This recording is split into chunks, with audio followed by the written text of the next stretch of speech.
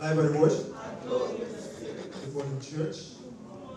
This is the focus on the cross for today. My name is Bukomi Arelu, and the topic is a question of identity. 1 Peter chapter 2, verse 9 and 10.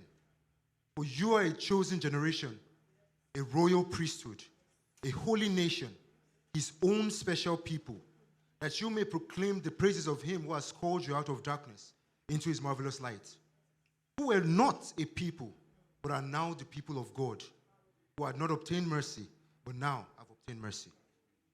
The question of identity is a very important one in our current age. It controls and motivates everything that we do. It defines a person's sense of self and who they are as individuals.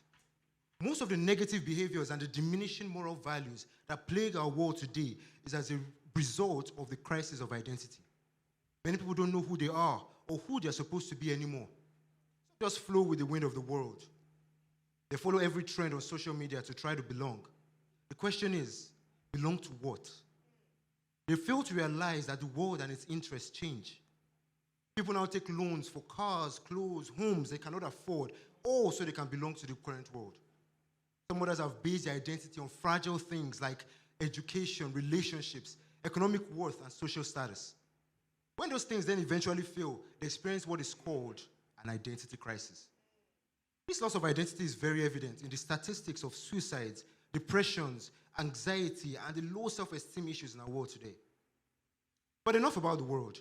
What about us? Dear believer, who are you? What have you allowed to define you? Are you seeing yourself the way God sees you?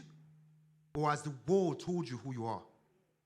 God sees us as a chosen generation, as royalty, sons and daughters of the King of the universe. It is important to know that he does not see us as we see ourselves.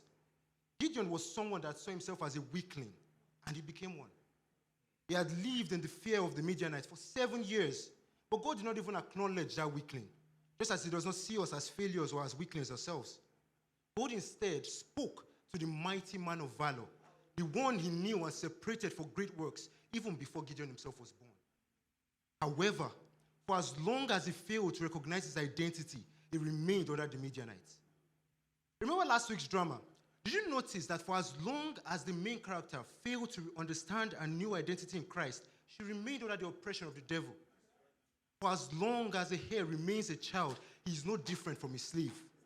For as long as the prodigal son forgot his identity as the son of a rich man, for as long as we try to claim two identities, one that we display on Sunday and the other ones for the rest of the week, for as long as we have outfits we deem church appropriate and others that we wear to the club, for as long as we curse and say corrupt things out in the world and then turn around and try to bless people on Sunday, for as long as we have private snaps where we live like drug dealers and whores, some of us are so worldly that unbelievers don't be surprised to learn that we are Christians.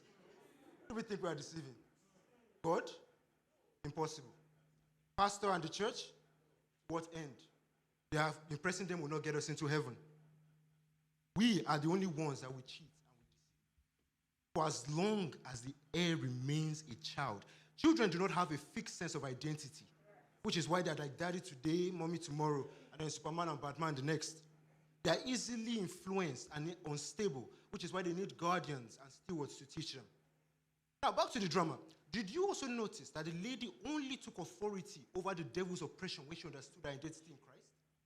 The authority we need to break chains are already packaged in our identity as sons of God. Now, it is said that no matter the economy of the jungle, a lion will never eat grass. It is not pride. That is what that animal is. The 3 Hebrew boys refused to bow before the golden image. That was not rebellion. That was a reflection of their understanding of their identity as descendants of Abraham, a people consecrated to God himself.